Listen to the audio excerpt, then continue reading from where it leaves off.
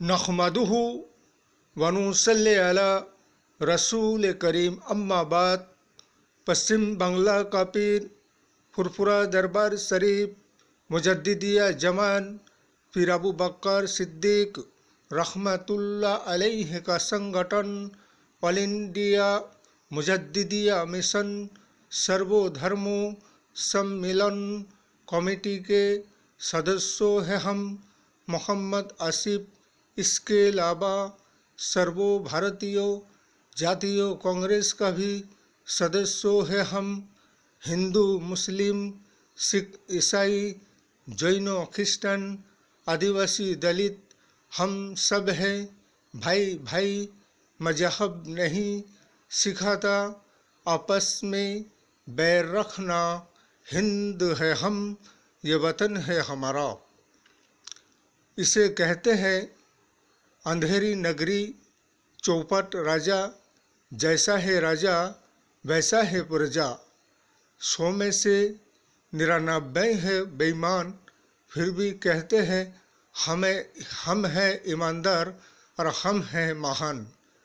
इसीलिए अगर भारतवर्ष के जनगण को और किसी को अगर झूठ बोलना सीखना है और झूठों से समझौता करना है तो हमारे मौजूदा शासक दल नरेंद्र मोदी साहब की सरकार और उनके जितने भी लीडर और नेता मंत्रियां हैं ये झूठ बोलने में माहिर है।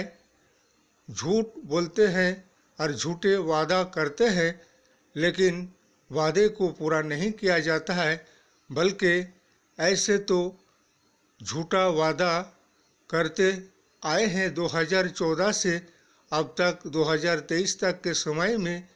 अब तक इसी तरीक़ा से जनगण को बेवकूफ़ बनाते आए हैं और अभी भी जनगण को बेवकूफ़ बनाने की कोशिश में लगे हुए हैं। इसलिए कि अब तो जनगण समझदार हो चुके हैं और समझ चुके हैं आप जनगण बेवकूफ़ बनने वाले नहीं हैं और तुम्हारे इस झूठे वादे में आने वाले नहीं हैं। इसलिए कि अभी मध्य प्रदेश, छत्तीसगढ़, राजस्थान के और तेलंगाना के जो विधानसभा की निर्वाचन आने वाला है, इसलिए कि नरेंद्र मोदी साहब चुनाव सभा में जाते हैं और जाकर लेक्चर और वक्तृता भाषण देते हैं और झूठों पर झूठ बोलते जाते हैं और झूठे वादे करते जाते हैं। इसलिए कि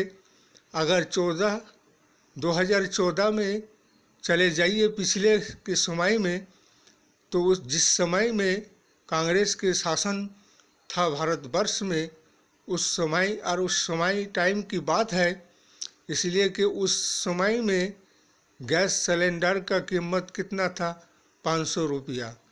और डीजल पेट्रोल का कीमत क्या था? डीजल का 60 रुपया, पेट्रोल का 70 रुपया।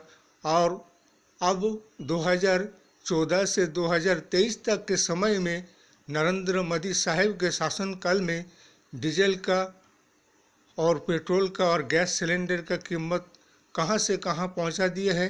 ये मौजूदा शासक दल ने डीजल का 100 से भी ऊपर, पेट्रोल का भी 100 से ऊपर और गैस सिलेंडर जहां 500 की था उसे 1200-1300 रुपया का कर दिया गया है। इसलिए किसने देश और समाज और राष्ट्र के जनगण को लूटने की काम किया? किसके शासन व्यवस्थाओं ने?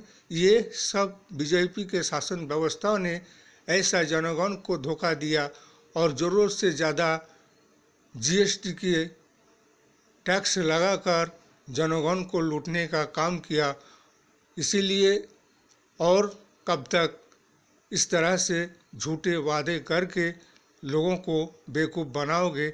जैसे कि अभी नागपुर में एक मोहन भागवत साहब आरएसएस के जो कि सेक्रेटरी हैं, जो आरएसएस के मोहन भागवत साहब क्या कहते हैं कि अब तो हिंदू, मुस्लिम, सिख, ईसाई सबसे मिलनी चाहिए और उनके पास जाना चाहिए, इसलिए कि 2024 के इलेक्शन के लिए अरे जब बीजेपी शासन 2014 से राजगद्दी और शासन में आए हैं तब से लेकर अब तक मोहन भागवत साहब ने जब मामलिंग हो रहे थे मुसलमान के ऊपर, उन्हें तरह तरह से परेशान किया जा रहा था, उसको मारा पीटा जा रहा था, मामलिंग किया जा रहा था। जैसे तबरेज अंसारी से लेकर इधर जुनैद नासिर से लेकर ना जाने कितने ऐसे इनके संगठन के लोगों ने, लड़कियों ने, जैसे आरएसएस के, बजरंग दल के, भगवाधारियों के, ना जाने कितने जुल्म अत्याचार जनसाधारण के ऊपर किए हैं। और अब उन्हें याद आने लगा है कि अब सारे समाज के लोगों के पास, सारे संगठनों के सामने जाना चाहिए राष्ट्र और देश के लिए और इलेक्शन और निर्वाचन के लिए। अरे पहले कहाँ थे जब इन लोगों के ऊपर जुल्म अत्याचार अन्याय हो रहा था? तब तो मोहन भागवत साहब ने अपने जबान और मुंह से एक भी लफ्ज़ और एक भी बात इन अत्याचारी अन्यायकारियों के खिलाफ उठाया नहीं था, ना ही उनको आइन कानून के तरफ से कोई शास्ति व सजा दिया गया था।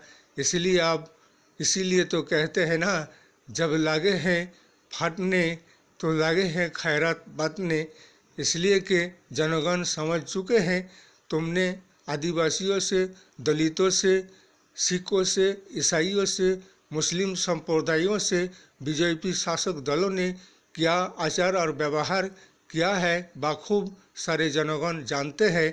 इसीलिए अब मोहब्बत और हमदर्दी दिखाकर और 2024 में वोट मांगने का एक योजना बनाने की कोशिश में लगे हुए हो, लेकिन तुम तो अन्यायकारी, अत्याचारी, जुल्म के साथ देने वाले हो और बेगुनाह बेकसूर लोगों को नाजायज़ परेशान करके उसके ऊपर मामला मुकदमा दर्ज करके उसको जेल में डालने वाले हो। इसलिए अन्याय के समर्थनकारी और इंसानियत और ईमानदारी की हत्याकारी। इसीलिए आने वाले 2024 में और ये विधानसभा निर्वाचन में सर्वभारतीय जातीय कांग्रेस को और हमारे 26 दल संगठन इंटरनेशनल इंडिया को 2024 में जयी बनाइए और एक परिवर्तन, बदलाव को लाइए और देश और राष्ट्र को बचाइए, संविधान बचाइए, आइन कानून इंसाफ और न्याय को पाइए। इस वीडियो को ज़्यादा से ज़्यादा लाइक दीजिएगा, शेयर कीजिएगा, सब्सक्राइब कीजिएगा। जय हिंद, जय भारत, मोहम्मद।